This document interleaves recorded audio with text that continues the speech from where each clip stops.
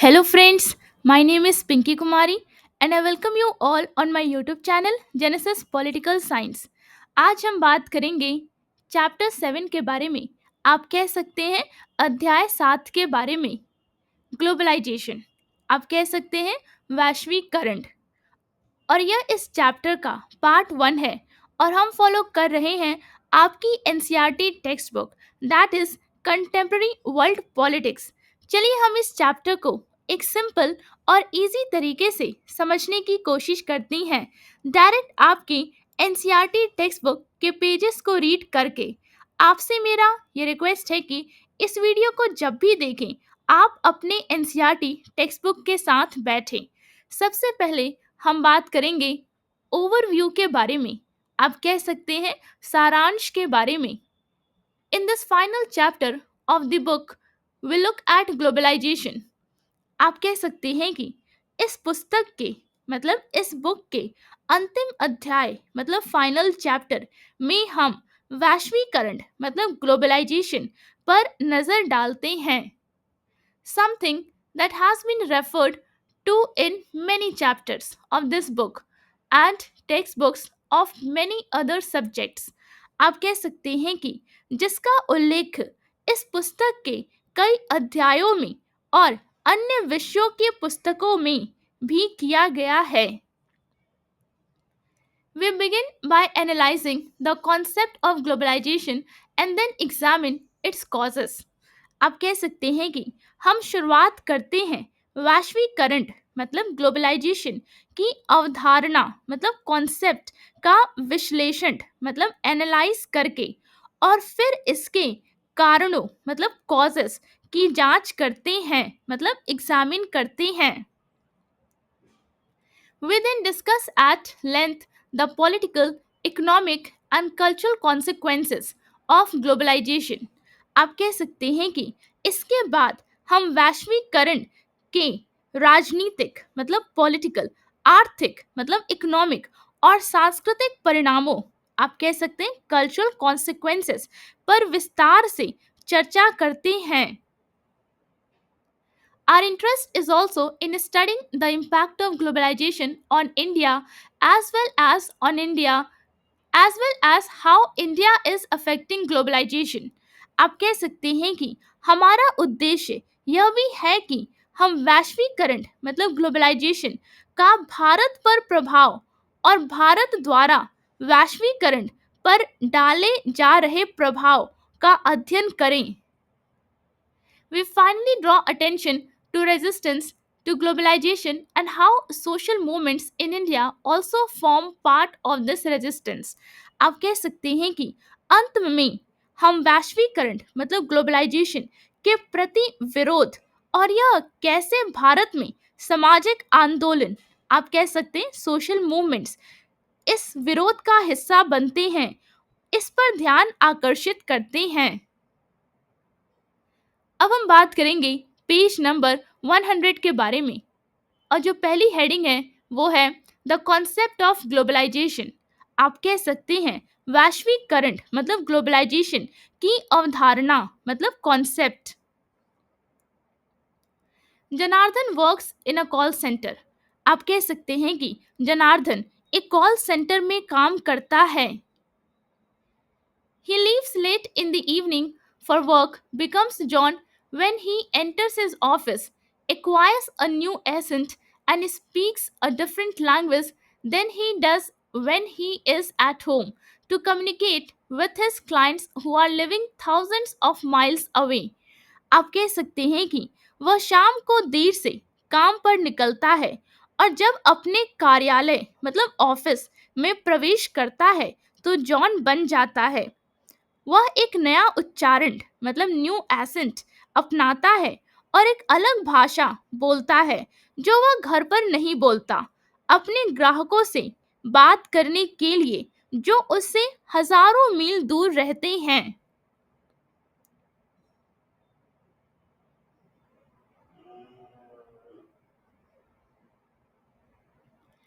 He works all night which is actually daytime for his overseas customers। आप कह सकते हैं कि वह पूरी रात काम करता है जो वास्तव में उसके विदेशी ग्राहकों के लिए दिन का समय होता है। Janardhan is rendering a service to somebody who, in all probability, he is never likely to meet physically. आप कह सकते हैं कि जनार्दन एक ऐसे व्यक्ति को सेवा प्रदान कर रहा है जिसे वह संभवतः कभी आमने सामने नहीं मिलेगा। This is his daily routine. आप कह सकते हैं कि यह उसका रोजमर्रा का रूटीन है। His holidays also do not correspond to the Indian calendar but to those of his clients who happen to be from the US. आप कह सकते हैं कि उसकी छुट्टियां मतलब हॉलीडेज भी भारतीय कैलेंडर मतलब इंडियन कैलेंडर से मेल नहीं खाती, बल्कि उसके उन ग्राहकों की छुट्टियों के अनुसार होती हैं जो अमेरिका से हैं। Ramdhari has gone shopping to buy a birthday gift for his 9-year-old daughter. आप कह सकते हैं कि रामधारी अपनी 9 साल की बेटी के लिए जन्मदिन का तोहफा खरीदने बाजार गए हैं। He has promised her a small cycle and decides to search the market for something he finds affordable as well as of reasonable quality. आप कह सकते हैं कि उन्होंने अपनी बेटी से एक छोटी साइकिल मतलब अ स्मॉल साइकिल देने का वादा किया है मतलब प्रॉमिस किया है और बाजार में ऐसी साइकिल ढूंढने का निश्चय किया है जो किफ़ायती हो और अच्छी गुणवत्ता की भी हो। आप कह सकते हैं that is affordable as well as of reasonable quality.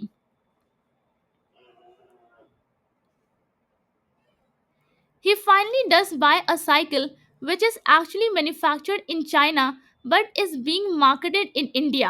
आप कह सकते हैं कि आखिरकार वह एक साइकिल खरीद लेते हैं जो वास्तव में चीन मतलब चाइना में बनी है लेकिन भारत में बेची जा रही है।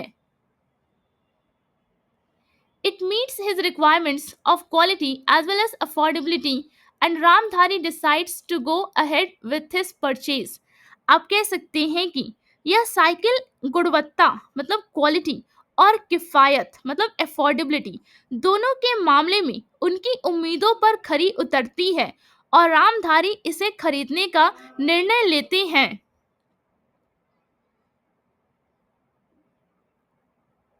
Last year, Ramdhari, on his daughter's insistence, had bought her a Barbie doll, which was originally manufactured in the US but was being sold in India.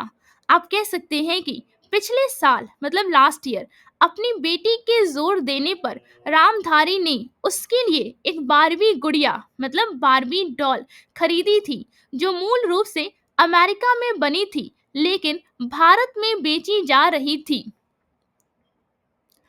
Sarika is a first generation learner who has done remarkably well throughout her school and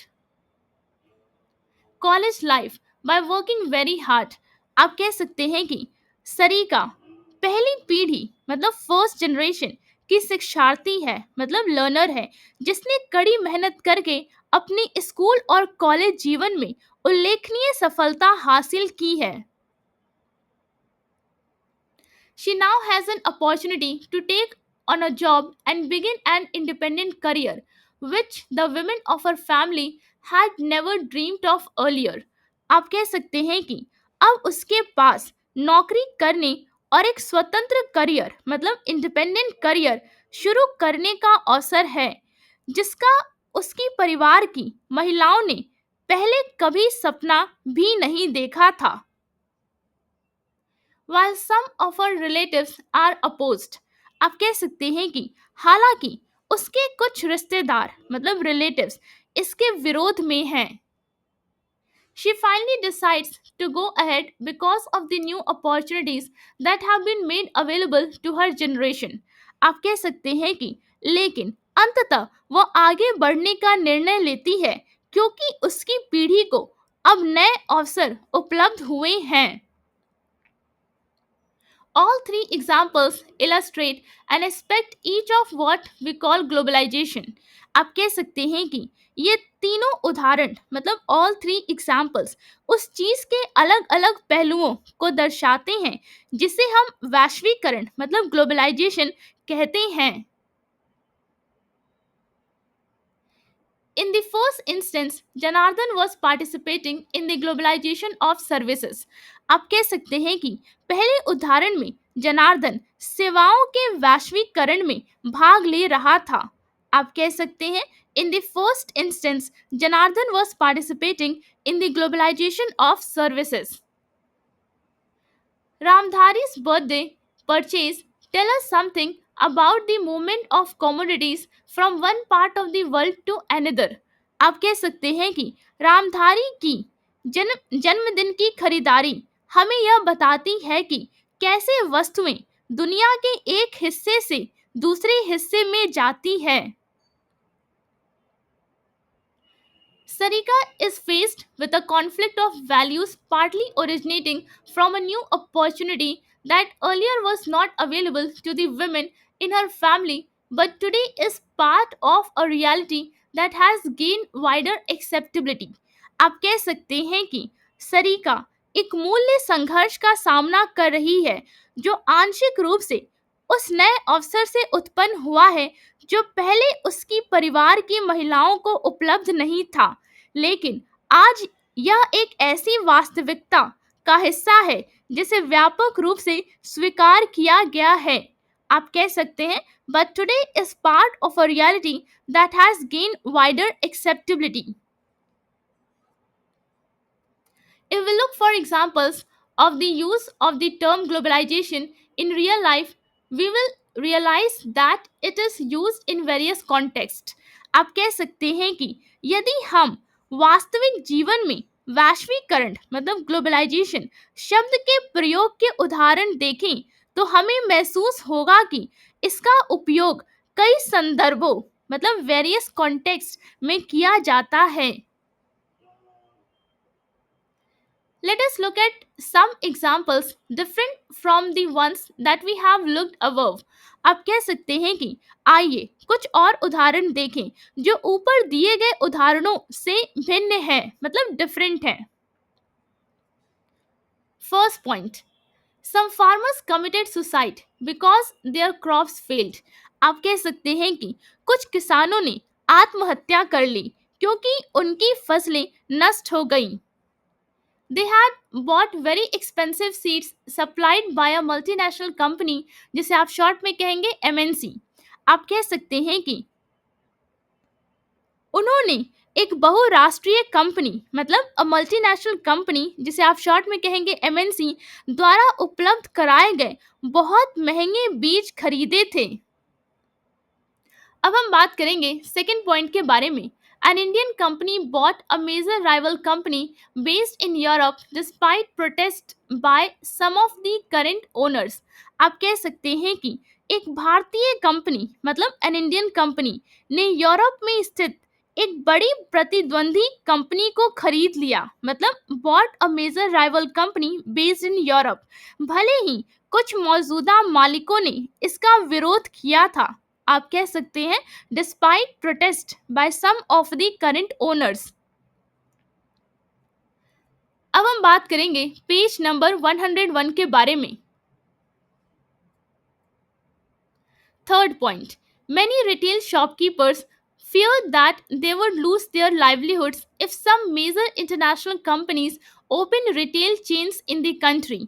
आप कह सकते हैं कि कई खुदरा दुकानदारों मतलब many retail shopkeepers को डर है कि अगर कुछ बड़ी अंतर्राष्ट्रीय कंपनियां मतलब कि मेजर इंटरनेशनल कंपनीज देश में अपने रिटेल चेन खोलती हैं तो उनकी रोजी रोटी छिन जाएगी. अब हम बात करेंगे फोर्थ पॉइंट के बारे में. A film producer in Mumbai was accused of lifting the story of his film from another film made in Hollywood. आप कह सकते हैं कि मुंबई के एक फिल्म निर्माता मतलब a film producer in Mumbai पर यह आरोप लगाया गया है कि उन्होंने अपनी फिल्म की कहानी हॉलीवुड की एक नए फिल्म से नकल की है। अब हम बात करेंगे फिफ्थ पॉइंट के बारे में। A militant group issued a statement threatening college girls who wear western clothes. आप कह सकते हैं कि एक उग्रवादी समूह मतलब अ मिलिटेंट ग्रुप ने बयान जारी किया जिसमें पश्चिमी कपड़े मतलब वेस्टर्न क्लोथ्स पहनने वाली कॉलेज की लड़कियों को धमकी दी गई। These examples show us that globalization need not always be positive. It can have negative consequences for the people. आप कह सकते हैं कि ये उदाहरण मतलब एग्जाम्पल्स हमें दिखाते हैं कि वैश्वीकरण मतलब ग्लोबलाइजेशन हमेशा सकारात्मक नहीं होता। मतलब कि आप कह सकते हैं कि नॉट ऑलवेज बी पॉजिटिव। इसका लोगों पर नकारात्मक प्रभाव मतलब नेगेटिव कॉन्सिक्वेंसेस भी पड़ सकता है। Indeed, there are many who believe that globalization has more negative consequences than positive. आप कह सकते हैं कि वास्तव में बहुत से लोग मानते हैं कि वैश्वीकरण मतलब ग्लोबलाइजेशन के नकारात्मक परिणाम मतलब कि नेगेटिव कॉन्सिक्वेंसेस उसके सकारात्मक परिणामों मतलब पॉजिटिव कॉन्सिक्वेंसेस से अधिक हैं। These examples also show us that globalization need not to be only about the economic issues, nor is the direction of influence always from the rich to the poor countries. आप कह सकते हैं कि ये उदाहरण मतलब एग्जाम्पल्स यह भी बताते हैं कि वैश्वीकरण मतलब ग्लोबलाइजेशन केवल आर्थिक मुद्दों मतलब कि इकोनॉमिक इश्यूज तक सीमित नहीं है और ना ही इसका प्रभाव हमेशा अमीर देशों से गरीब देशों की ओर ही जाता है। आप कह सकते हैं nor is the direction of influence always from the rich to the poor countries. Since much of the uses tends to be imprecise, it becomes important to clarify what we mean by globalization. आप कह सकते हैं कि चूंकि इस शब्द का उपयोग अक्सर अस्पष्ट रूप में किया जाता है, इसलिए यह स्पष्ट करना महत्वपूर्ण हो जाता है कि हम वैश्वीकरण से क्या मतलब रखते हैं। Globalization has a Globalization as a concept fundamentally deals with flows. आप कह सकते हैं कि वैश्वीकरण मतलब ग्लोबलाइजेशन की अवधारणा मतलब कॉन्सेप्ट मूल रूप से प्रवाहों मतलब फ्लोज से संबंधित है। These flows could be of various kinds, ideas moving from one part of the world to another. आप कह सकते हैं कि ये प्रवाह मतलब फ्लोज कई प्रकार के हो सकते हैं, जैसे विचारों का दुनिया के एक हिस्से से दूसरे हिस्से में जाना। आप कह सकते हैं ideas moving from one part of the world to another. Capital shunted between two or more places. आप कह सकते हैं कि पूंजी मतलब कैपिटल का दो या अधिक स्थानों के बीच स्थान आंतरित होना। आप कह सकते हैं capital shunted between two or more places. commodities being traded across borders।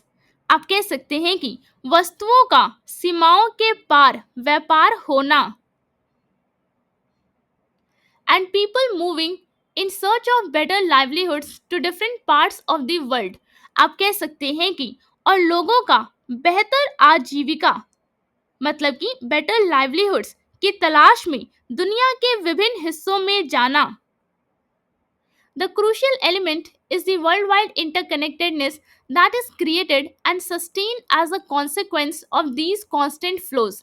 आप कह सकते हैं कि सबसे महत्वपूर्ण तत्व मतलब द क्रूशियल एलिमेंट यह है विश्वव्यापी परस्पर जुड़ाव। आप कह सकते हैं वर्ल्ड वाइड इंटरकनेक्टेडनेस जो इन निरंतर प्रवाहों के परिणाम स्वरूप उत्पन्न और बनाए रखा जाता है। अब हम बात करेंगे इस पेज पे दिए गए इमेज के साइड में जो इन्फॉर्मेशन लिखा है उसके बारे में। This chapter has a series of images about political economic and cultural aspects of globalisation taken from different parts of the world. आप कह सकते हैं कि इस अध्याय मतलब इस चैप्टर में वैश्वीकरण मतलब कि ग्लोबलाइजेशन के राजनीतिक मतलब पॉलिटिकल, आर्थिक मतलब इकोनॉमिक और सांस्कृतिक पहलुओं मतलब कल्चरल एस्पेक्ट्स से संबंधित कई चित्र दिए गए हैं जो दुनिया के विभिन्न हिस्सों से लिए गए हैं। उम्मीद करती हूँ जो पेजेस आज हमने डिस्कस किया वो आपको एक सिंपल और इजी तरीके से समझ में आया होगा। अगर वीडियो अच्छा लगा हो तो लाइक और सब्सक्राइब करना ना भूलिए, शेयर जरूर करें और अपने दोस्तों को भी इस चैनल के बारे में बताइए। कमेंट्स में अपनी राय जरूर दें, बेल आइकन पर क्लिक करें ताकि अगला वीडियो मिस ना हो। At the end, I just want to say thank you for giving your time to watch this video.